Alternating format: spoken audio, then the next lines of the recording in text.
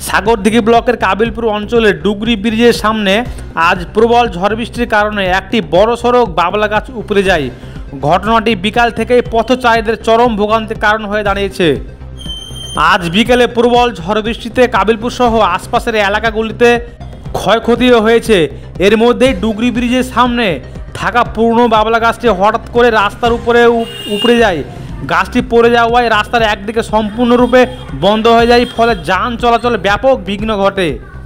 এই রাস্তাটি প্রতিদিন স্কুল পড়ুয়া, কর্মজীবন মানুষ ও বাজারে যাতায়াতকারী সাধারণ মানুষজন ব্যবহার করেন।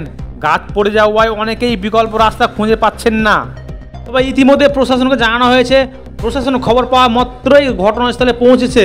দ্রুত গাছটি রাস্তা থেকে সরিয়ে নিতে কাজ শুরু হয়েছে।